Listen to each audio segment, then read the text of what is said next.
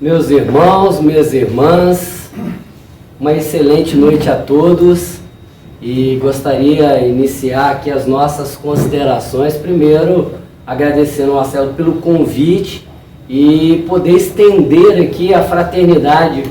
Allan Kardec afirmava, que os grupos deveriam ser pequenos grupos e que esses grupos se visitassem.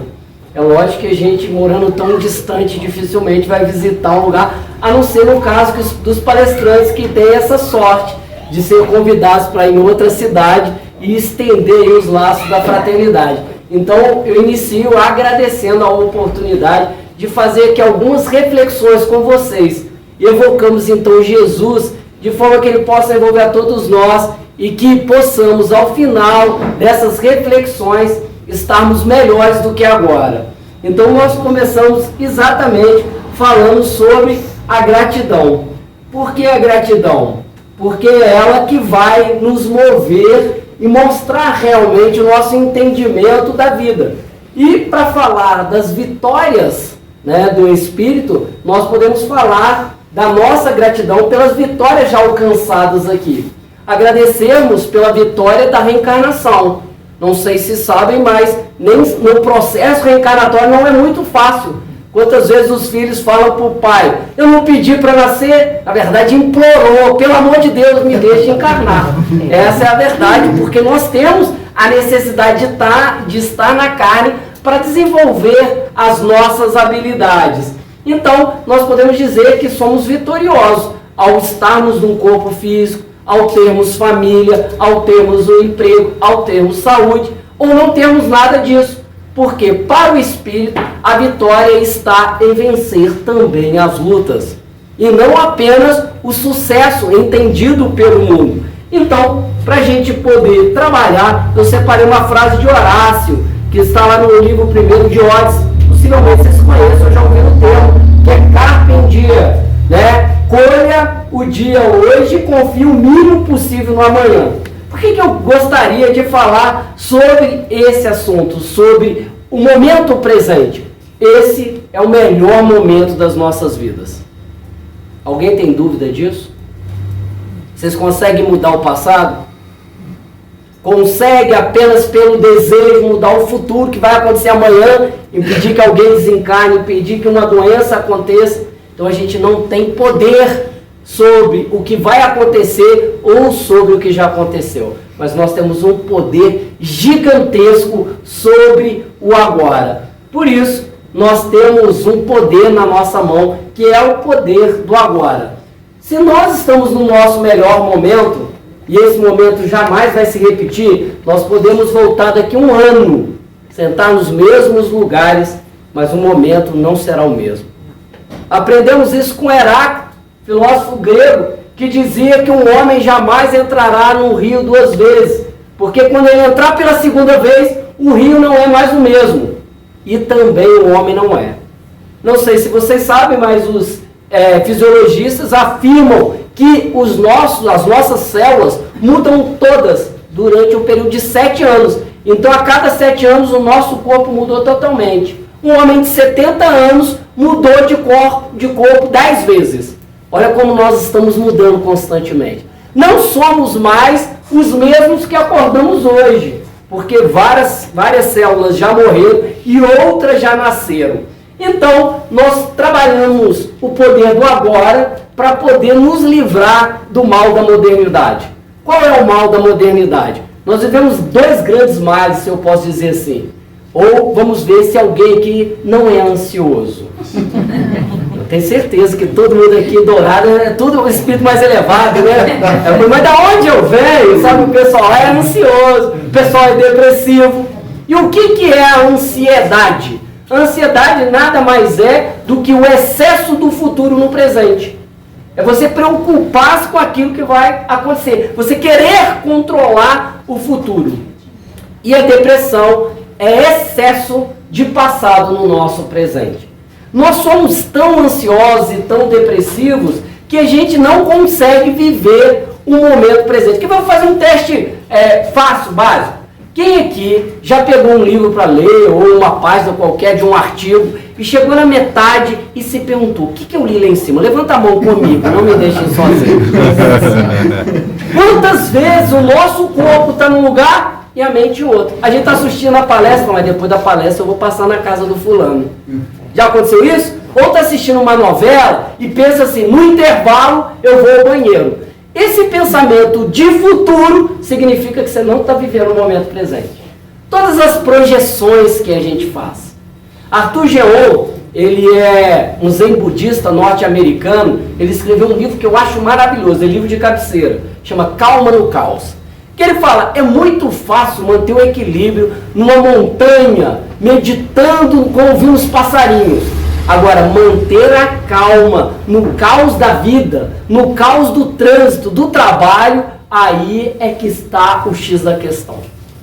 Não é verdade? E ele afirma que 90% dos nossos pensamentos estão vinculados ao futuro ou ao passado. Quer dizer, apenas 10% dos nossos pensamentos estão focados no momento presente. Será que nós conseguimos manter a nossa mente aqui? Porque a nossa aprendizagem, ela depende exatamente disso, da nossa atenção, do corpo estar com a mente presente naquilo que a gente está fazendo. Isso é fundamental e nos dá muito poder a respeito do agora. E aí, dessa forma, a gente entende a nossa jornada. Enquanto espíritos, nós estamos caminhando, e há várias reencarnações tombando em uma, acertando em outras, mas estamos seguindo nessa jornada.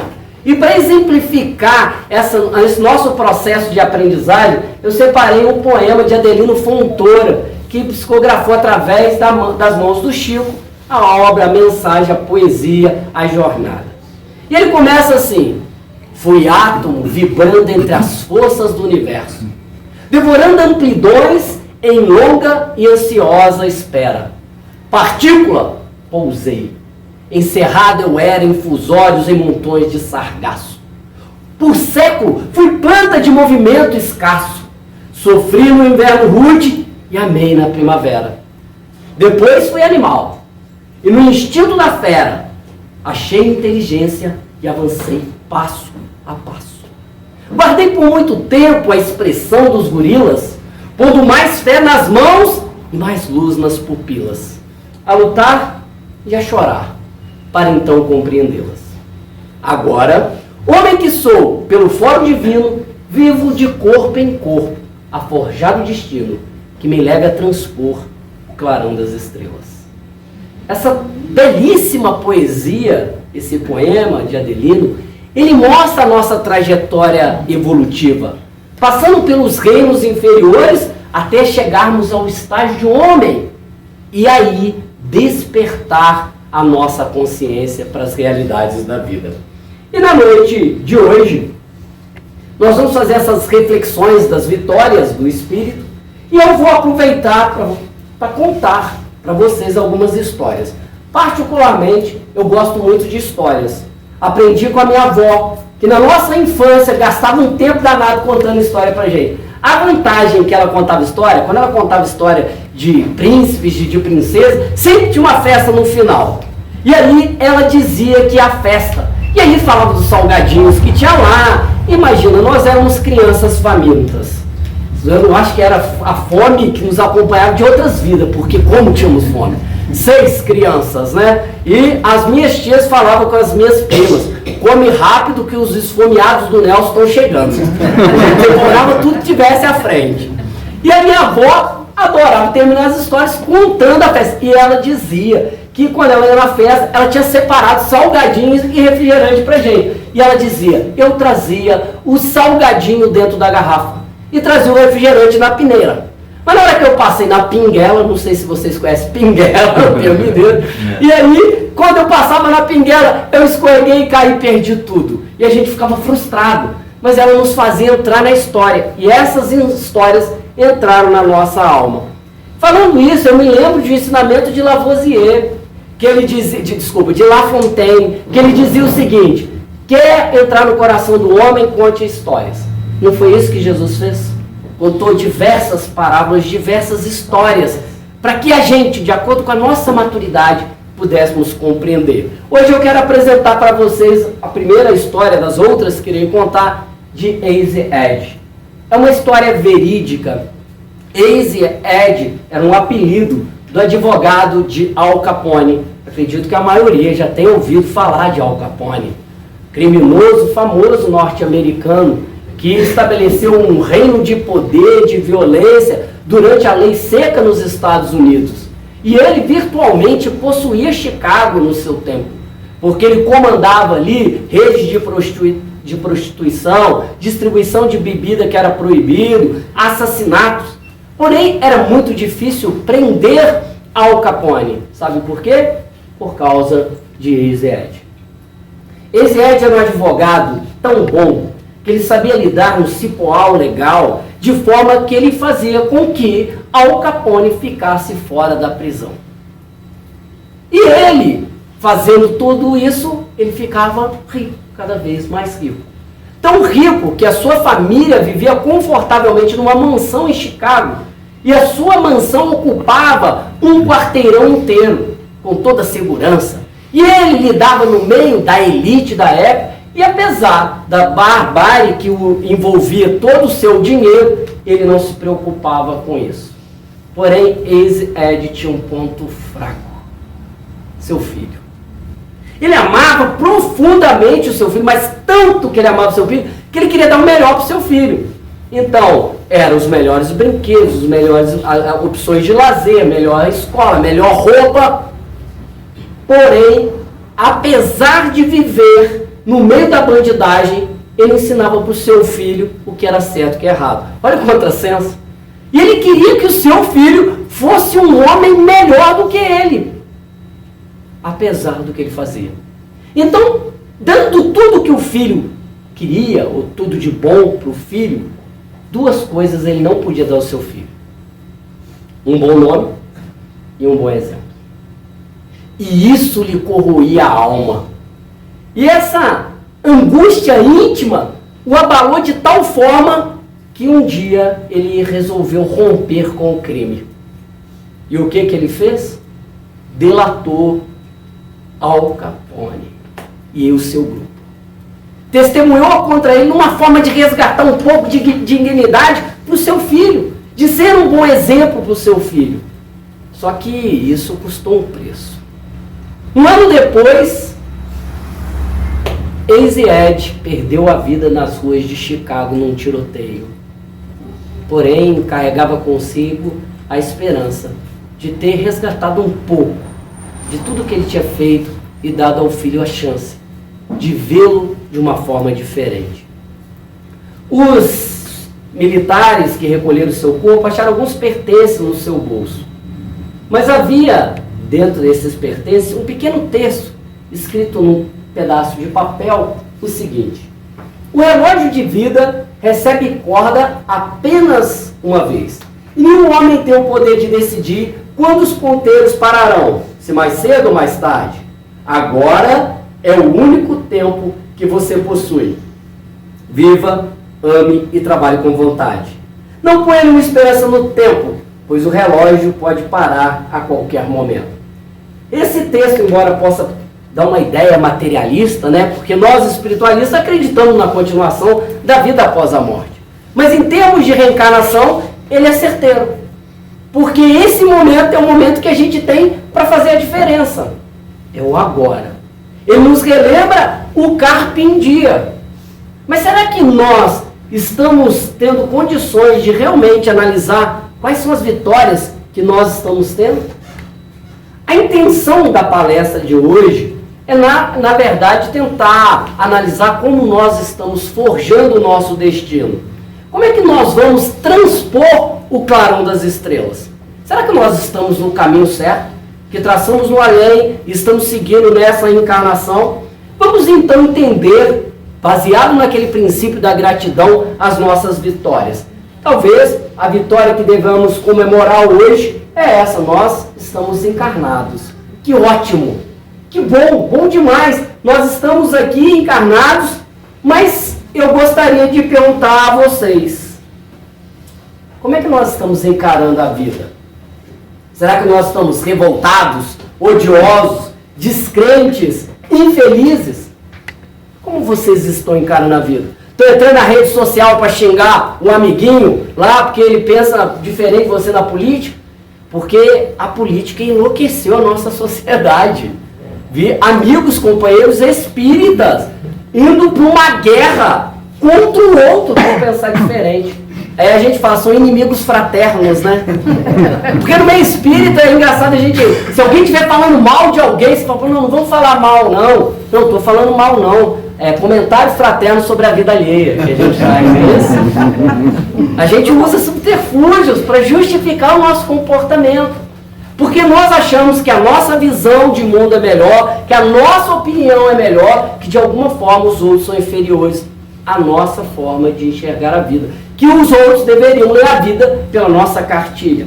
Bom, aí muitas vezes o mundo ele não dá aquilo que a gente quer, as pessoas não fazem aquilo que a gente quer e a gente se revolta.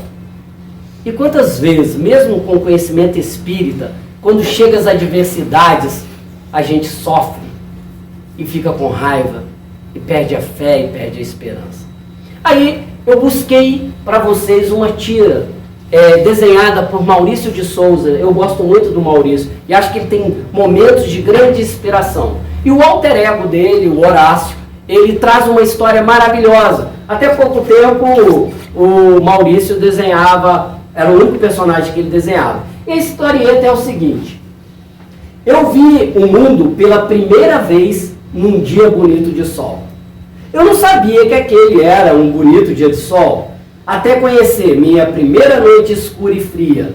E outros dias de noites de tempestades, de nevasca e de inundações. Não é assim a vida? Tem momentos de alegria, de sol, e tem momentos de sombra, de dificuldade. Acho que isso acontece com todo mundo.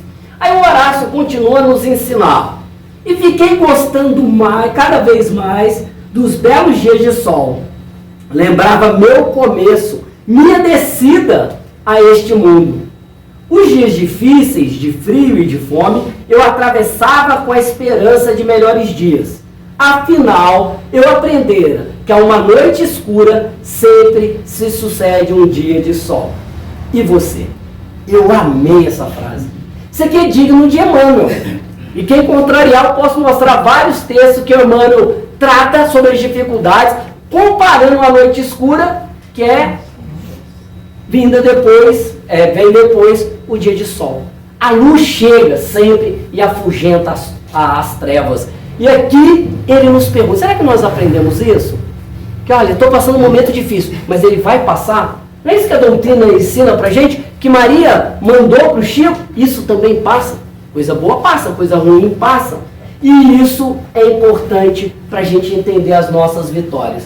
Porque eu afirmo, a doutrina espírita, ela só tem função se ela for prática nas nossas vidas. Vocês concordam com isso?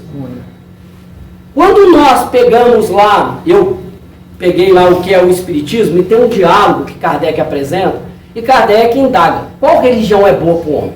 Juro para vocês, quando eu li a primeira vez, há muitos anos atrás, eu achava que o espírito ia dizer, o espiritismo. Olha a minha inocência, a imaturidade. E o espírito responde que a religião boa é aquela que promove o progresso do homem. Se nós somos espíritas, mas não nos tornamos melhores com o espiritismo, pode abandonar o espiritismo. O espiritismo não precisa de número, precisa de qualidade. Estou falando besteira? O que vocês acham? Estou falando besteira? Quando a gente pega o livro dos médios, a introdução que Kardec faz, do que adianta um médium acreditar na comunicabilidade dos espíritos, na mediunidade, na vida em outros planetas, na reencarnação, se isso não o torna melhor. O objetivo da doutrina espírita é fazer com que cada um se melhore.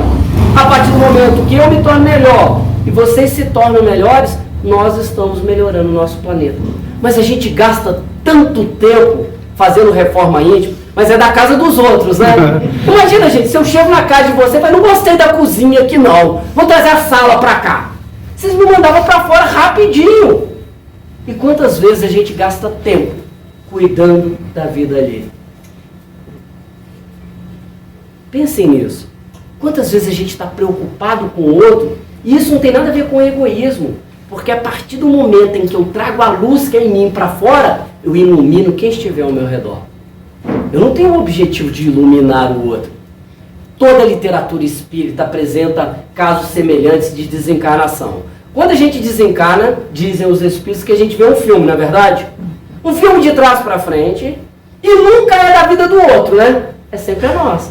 Então, se o vizinho traiu a vizinha, se o fulano matou ciclano, se o político roubou, na hora que eu desencarnar, eu vou ver o que eu fiz da minha vida. E isso é muito importante. Sabe por quê?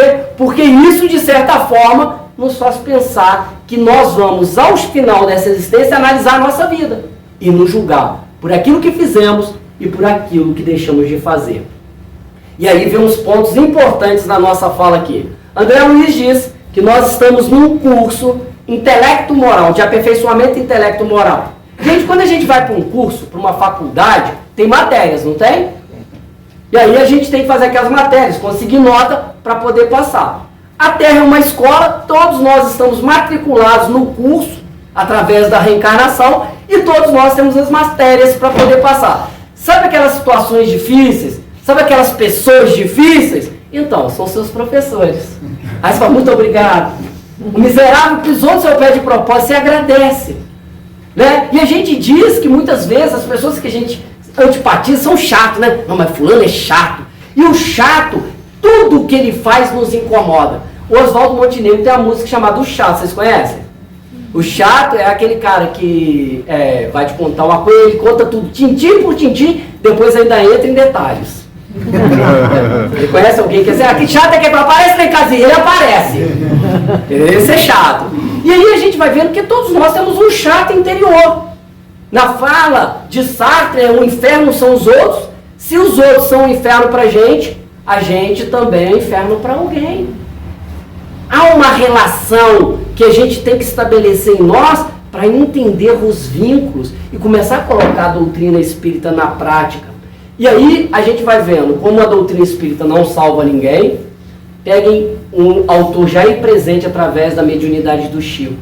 E num dos seus livros ele coloca lá que havia no mundo espiritual uma instituição para recolher religiosos falidos. Caramba, os religiosos estão falidos? E o sujeito conversando com ele pergunta, mas aí tem católico? Tem muito católico. Principalmente os padres, que tinham a missão de conduzir, e aí se desviaram pelo poder, pela ganância. E evangélico? Tem. Principalmente os líderes, os pastores, que exploraram a fé do povo. E espírita? A resposta é o que mais tem. E isso me assusta, gente. Porque quando você pega a obra do Manuel Filomeno de Miranda, lá no Tormentos da Obsessão, ele conta que Eurípides Bassanufo ergue no além o nosocômio Boa Esperança, que era uma instituição para recolher espíritas falidos.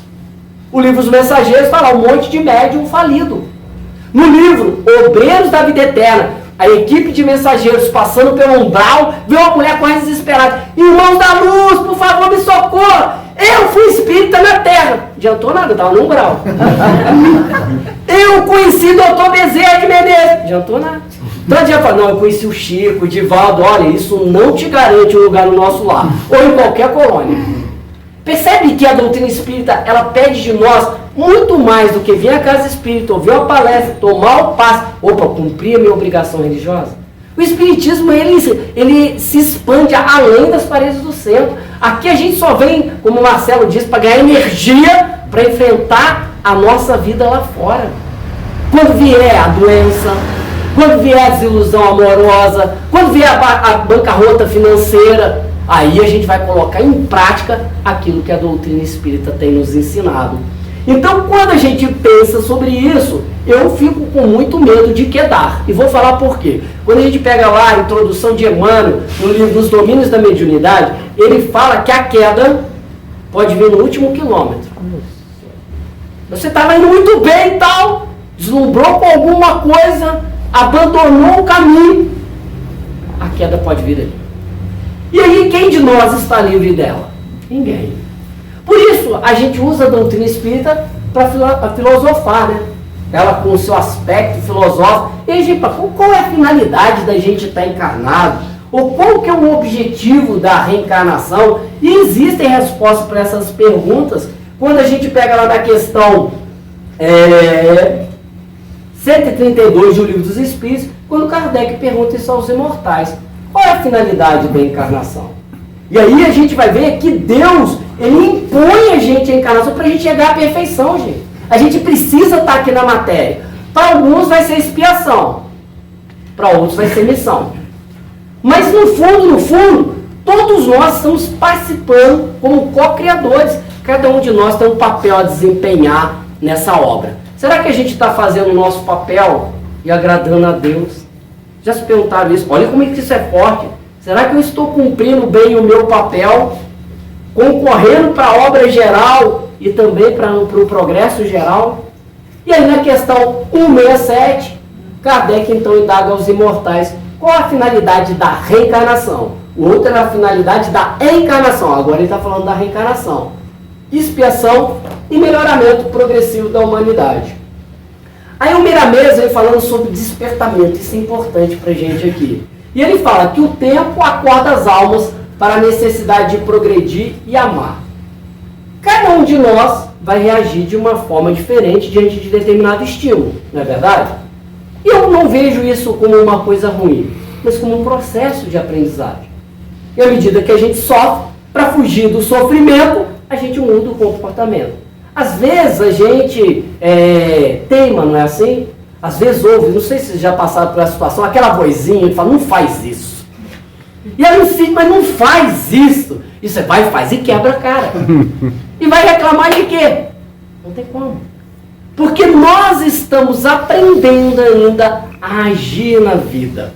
O ponto de saída, gente, de partida, de todos nós, semelhante, igual, né? Ou seja, fomos criados simples e ignorantes. E o ponto de chegada nosso também, a perfeição relativa, que compete a cada um de nós alcançar. E aí, a gente pode então indagar como a gente está lidando com as adversidades da vida. Eu gostaria de contar a história O Cabeça, que é uma história narrada pelo Humberto de Campos. E Humberto de Campos fala a história de outro advogado, o doutor Abelardo Tourinho. Pensa numa pessoa fenomenal para lidar com a lei. Menor que o Easy Ed. Abelardo Tourinho era aquele indivíduo considerado uma águia do direito. Sabe o sujeito que conhecia tudo das leis e as pessoas tinham uma certa reverência a ele? Ele, ao estudar direito, ele parecia um cientista no seu laboratório, pesquisando a cura de alguma doença. Ele buscava detalhes da lei, confrontava a lei com lei e conseguia manobrar qualquer aspecto legal. A sua habilidade era tão grande, e assim a sua reverência, um cara de cultura elevada, que os amigos o respeitavam, o invejavam também. Quando ele chegava num fórum, aí as pessoas batiam cabeça para poder atender primeiro.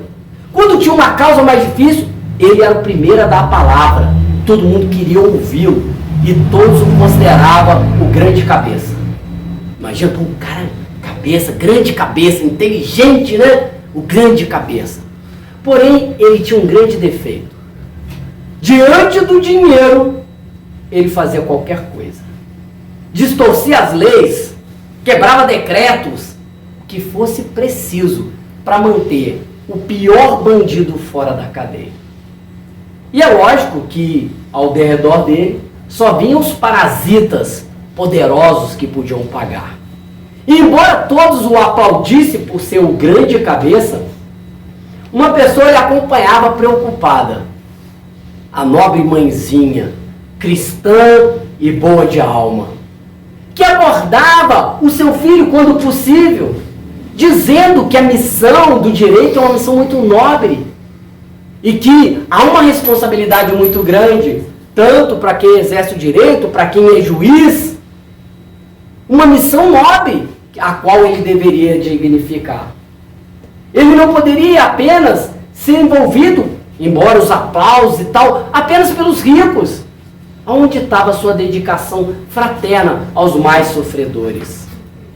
Ele ouvia os conselhos da sua mãe E então dizia o seguinte: ora, mãe, eu tenho para atender os miseráveis, os pobres, um grupo de aprendizes lá que atende naquilo que eles precisam. Eu não tenho tempo de lidar com pequenas causas. Eu tenho um nome a zelar. Olha o orgulho, a vaidade. Ele havia sido chamado até para ser deputado. E ele ria, falou: o que a bagatela do salário de um deputado pode comparar com o que eu ganho no direito? E a sua mãe dizia: meu filho, lembre-se que Jesus foi advogado da mulher que estava em erro. Ele defendeu o ladrão durante o momento da sua crucificação. É uma missão. Eu queria tanto te ver nas lides do Evangelho. Mãe, eu não me misturo com essas questões da religião. Não tenho tempo para isso. Eu gasto tanto tempo estudando direito. Não tenho tempo para me dedicar ao Evangelho. E a sua mãe, por mais que tentasse amorosamente, não conseguia mexer nada dentro dele. Só que o tempo passa. A sua mãe desencarna. E no além, ela continua tentando influenciar o filho, impregnar sua mente de valores, mas ele não cedia. E aí, ele, o grande cabeça, viu também a morte bater à sua porta. E durante muito tempo, sofreu no além. Por acreditar ser o grande cabeça, o seu perispírito ganhou uma forma tão grande na cabeça que o impedia de ficar de pé. Então, no além, a sua cabeça, o seu corpo ficava colado ao chão, à lama, sofrendo. E ainda ali sendo perseguido pelos algozes, as vítimas dos seus casos, ignorantes e perversas. A sua mãe ia lá ministrar algum consolo, alguma ajuda. E durante anos ela estendia sua fraternidade sem conseguir nada. Então ela buscou ajuda espiritual. Chamou um benfeitor que foi visitar aquela região de trevas. E ao observar o nosso irmão caído, o doutor Torino pensou e disse: minha irmã, o nosso querido Torino sofreu de hipertrofia da inteligência. Acreditando ser a grande cabeça, entrou pelas raias do crime. E hoje só há uma solução: reencarnar tendo hidrocefalia.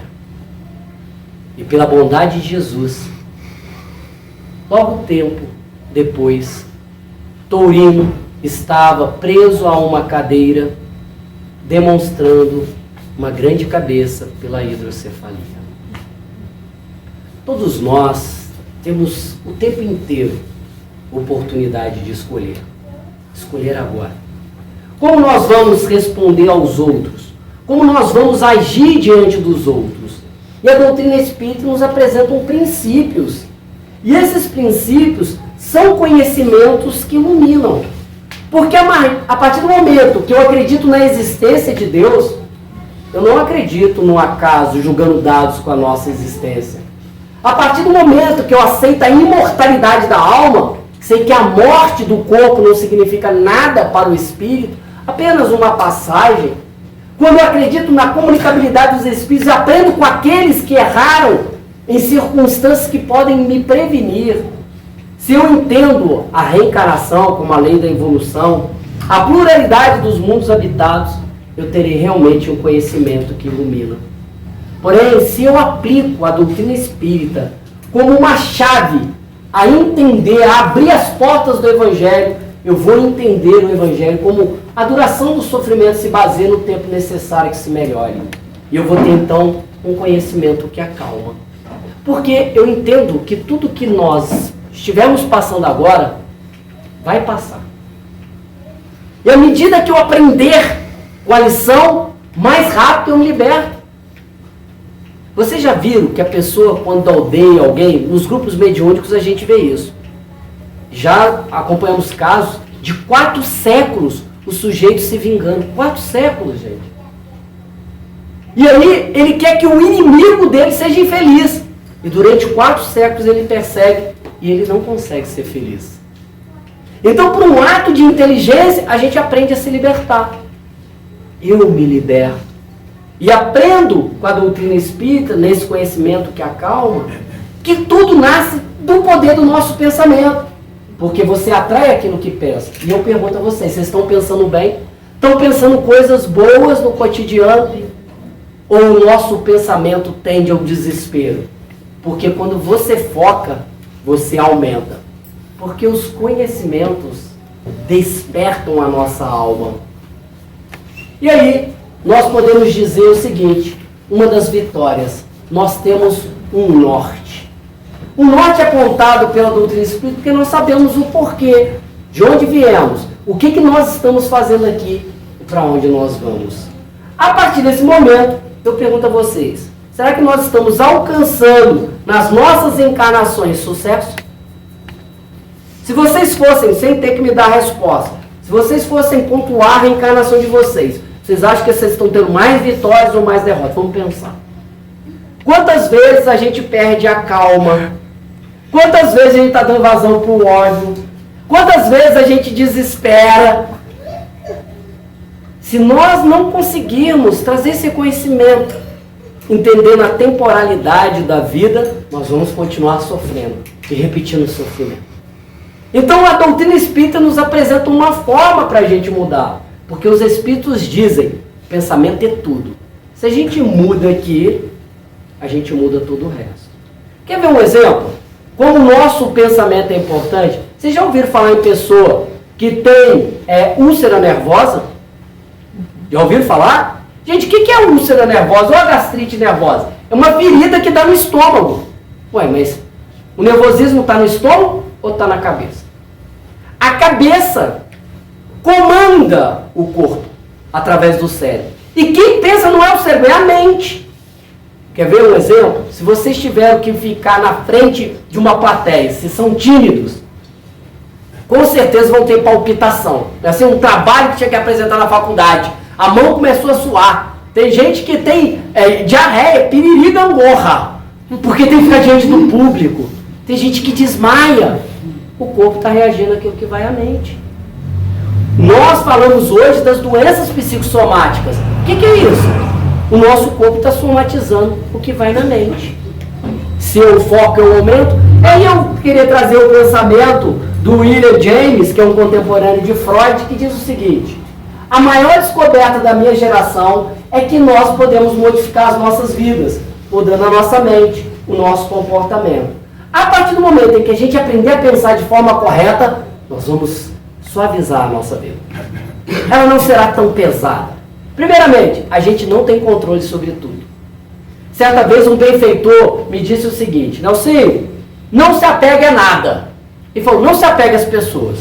Tudo bem, ele falou, elas podem estar contigo hoje, amanhã podem ir embora. Não é um fato? Não se apegue às coisas, que hoje você pode ter e amanhã perder tudo. Verdade. E ele me disse uma coisa que me impressionou. Não se apegue à verdade. Aí eu estranhei. Como eu não vou me apegar à verdade? E ele disse, a verdade sua de hoje não será a sua verdade de amanhã. Quanto que nós já mudamos? Vocês conseguem analisar isso? Que nós não somos os mesmos de há um ano atrás? De 10 anos atrás? Quantas coisas que a gente achava que eram de um jeito? Hoje, nossa, mudei minha cabeça. Penso totalmente diferente. Porque a nossa verdade vai modificando à medida em que a gente se aprimora, em que a gente cresce. Por isso, gente, nós estamos aqui no processo de aquisição de consciência. E aí eu volto lá no poema do Adelino, quando ele diz o seguinte, que a aquisição de consciência é o resultado de um processo incessante. O psiquismo se agiganta desde o sono na força aglutinadora das moléculas. No mineral, a sensibilidade no vegetal, ao instinto no animal e a inteligência, a razão no homem. Olha que bacana. Por isso, nós passamos aqui no estágio, que a evolução ela envolve a mudança mais a transformação. Nós transformamos quando mudamos de um nível de consciência para o próximo. Nós mudamos à medida em que dominamos um nível de consciência e passamos para outro. Ou seja, aprendi essa lição, vou para outro. Não é assim que a gente faz nas séries, na escola? Então a gente tem um nível aqui. No primeiro nível é a sobrevivência. É o momento mais egoísta da nossa existência. A gente só pensa em nós. Mas à medida que a gente vai evoluindo, a gente vai chegar a um momento de servir. Ou seja, o momento em que eu saio de mim e dedico a minha vida ao próximo. Chico Xavier atendia as pessoas até 4 horas da manhã. Será que a gente teria esse gás para 7 horas estar na Fazenda Modelo, trabalhando? Percebe que é uma doação total de si, um esquecimento total. E é essa evolução em que a gente esquece as nossas necessidades e vai servir a do próximo. Por isso, essa frase do Pierre de Chardin, ele diz o seguinte: não somos seres humanos tendo uma experiência espiritual. Somos seres espirituais tendo uma experiência humana. Por isso, nós buscamos o autoconhecimento. Por isso, nós temos uma programação reencarnatória.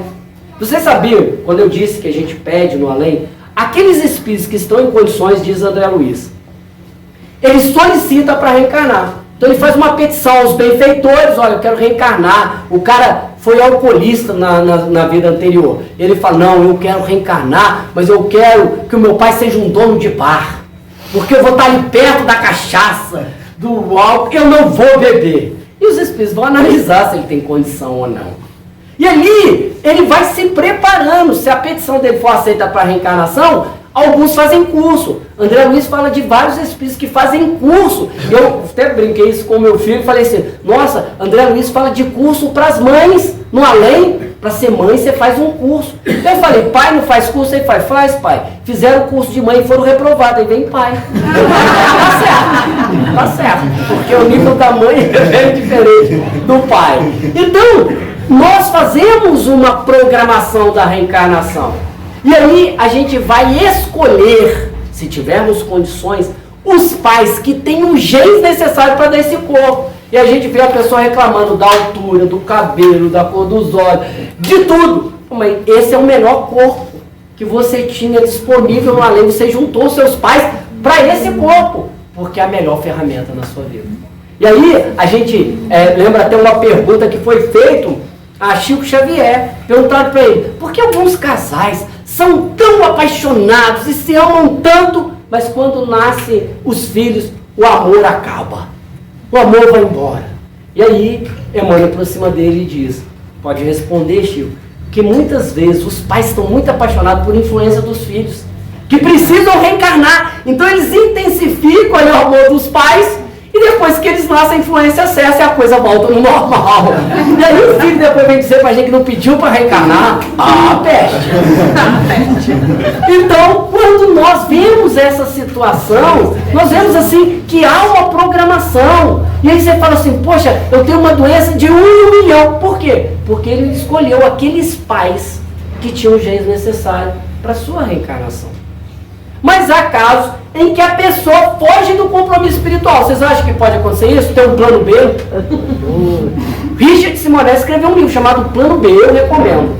Porque havia uma discussão até no nosso meio dizendo assim: tudo que acontece tem uma programação espiritual e tal.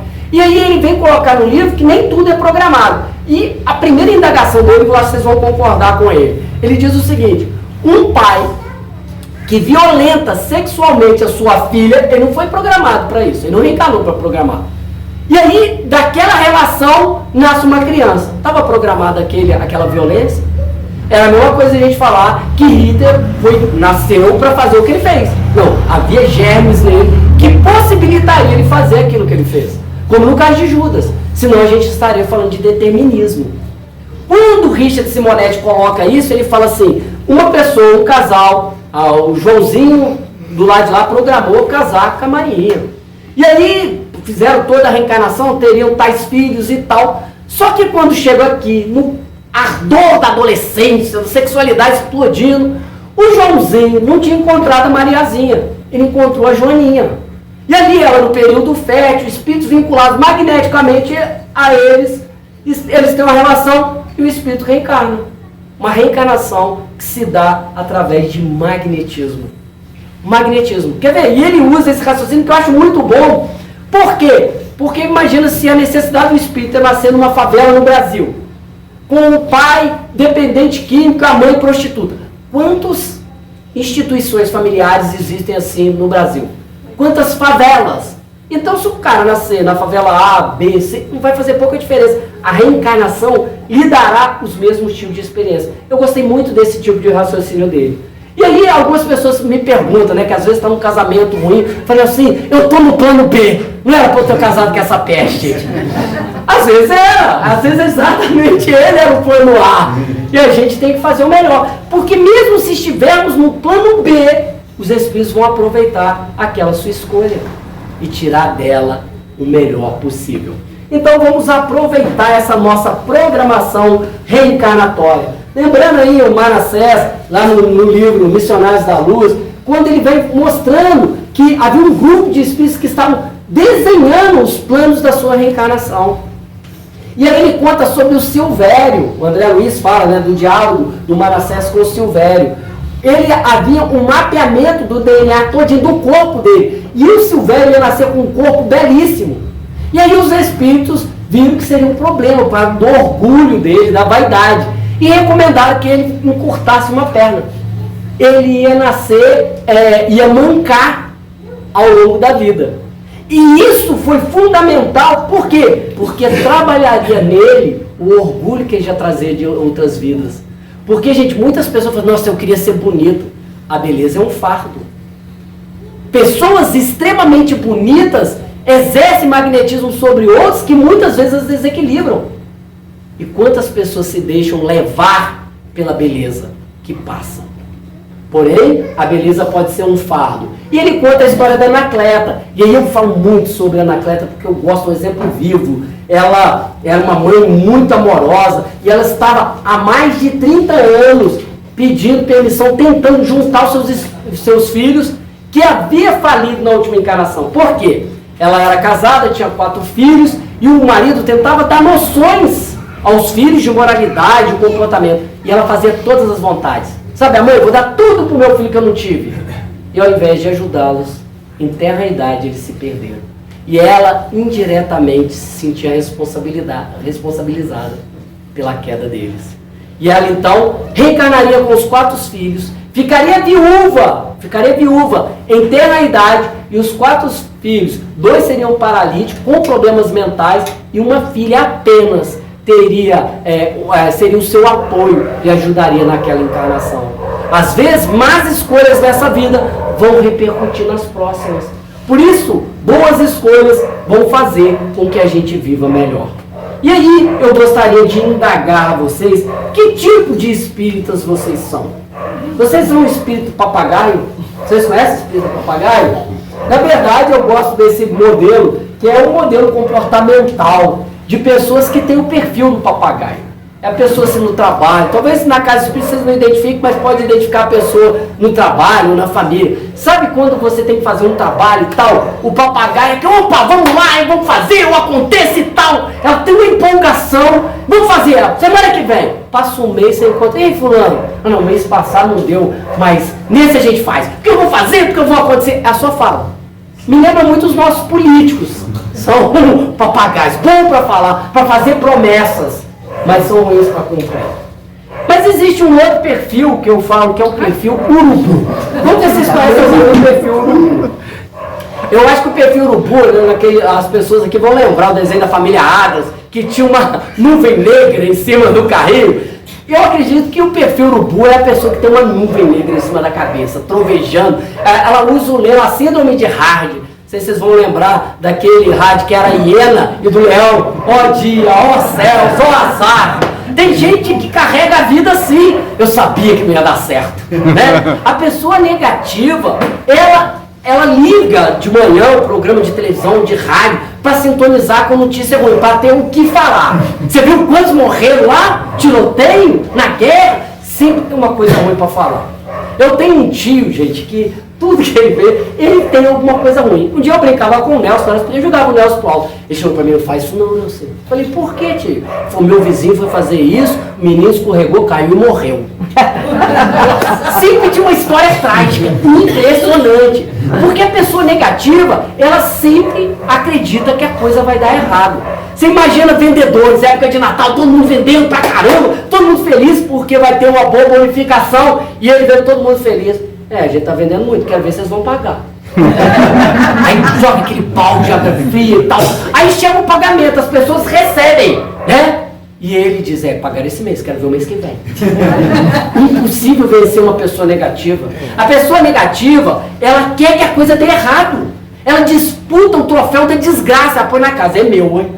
Já viu a pessoa que você fala assim, não, eu vou te contar, aconteceu uma coisa ruim comigo, aí você conta, isso não é nada, povo, comigo foi muito pior. E ela abre a ladainha e você chora, porque a vida dela é péssima. É o tipo de pessoa que quando vai ao médico, o médico tem uma grande dificuldade de dar uma notícia para ela.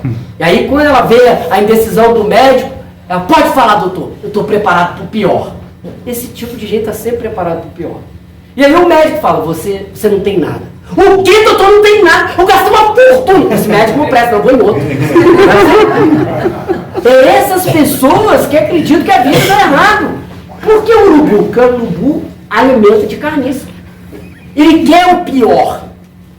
Porém, talvez a gente deva buscar o perfil da águia. A águia é um animal majestoso. Se vocês notarem, pelo seu poder, ela foi escolhida pelo Império Romano como símbolo. Pelos Estados Unidos, é um animal que enxerga longe. E enxergar à distância te dá poder. Porque ela escolhe o que ela vai comer. E o urubu come o quê? O que sobra. Percebe a diferença do perfil? Isso tem a ver com a nossa mente, a forma de enxergar a vida. E aí a gente vê as águias fazendo os seus ninhos nas grandes montanhas. E é interessante que quando chega a época dos filhotes voarem, sabe o que a águia faz? Ela tira tudo que é confortável para o bichinho sair da zona de conforto. Gente, quantas vezes a gente está na zona de conforto? Nossa, minha vida está tudo perfeita. Se tiver tudo dando certo, gente, tem alguma coisa errada. Entendeu? Porque para nos movimentar, muitas vezes, são as dificuldades. Te tira do lugar que você estava para te pôr num lugar melhor, para você crescer. E a águia faz isso, para que os filhotes de águia possam voar. E se as águias não voarem, por causa dos gravetos incomodando, ela pega e joga o bichinho lá de cima.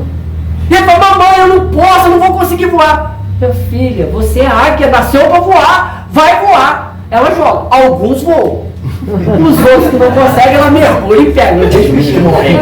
Ele falou, viu, mamãe, eu falei que eu não ia conseguir voar. Mas hoje você não vai voar. Mas amanhã vai de novo. Porque assim, a gente precisa repetir as lições para entender que nós somos águias destinados ao alto. Por isso, gente, a gente recorre a Jesus. Porque ele nos ensina lá em Marcos capítulo 8, que se alguém quiser vir nas minhas pegadas, renuncie a si mesmo, tome a sua cruz. A cruz significa o sacrifício. Da gente carregar realmente as nossas dificuldades, atravessar o nosso Gólgota. E é interessante que não tem como passar na vida sem enfrentar as dificuldades que a vida apresenta. É impossível. Muita gente diz assim, nossa, porque é minha vida? Porque sempre a gente acredita que os nossos problemas são maiores que os outros. Mas cada um de nós sabe aonde o calo aperta.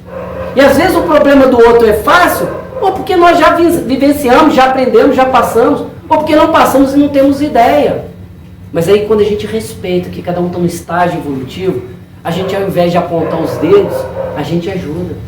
E por isso a gente vai renunciar e seguir o Cristo carregando a nossa cruz. Entendendo que esse é o nosso compromisso. Porque as vitórias são feitas também de sofrimento. Não é que a gente está evocando sobre eu tenho que sofrer, vou pegar o chicote. Não. Mas quando a dificuldade vier, que a gente tenha força moral para enfrentar de peito aberto e saber, isso vai passar. Eu dou conta. Sabe por que a gente dá conta? Porque Deus não coloca um fardo maior do que as nossas forças nos nossos ombros. É sempre na medida exata. Nós suportamos as dificuldades que nos visitam. E digo, elas são sempre para trazer o melhor que há em nós. Sempre. E ao entender isso, a gente passa para a nossa conclusão, na nossa última história. A história que conta sobre um herói da Segunda Guerra Mundial, o comandante Butch O'Hara. A Segunda Guerra Mundial produziu muitos heróis, e um deles é o comandante Butch O'Hara. Ele que pilotava caças operando no porta-aviões leves no Pacífico Sul, um dia saiu com a sua frota e no meio da viagem ele percebeu que alguém tinha esquecido de colocar combustível na sua nave. Então ele não conseguiria ir fazer a missão e voltar. Ele comentou isso com o seu comandante daquela frota, e o comandante determinou o líder que ele voltasse.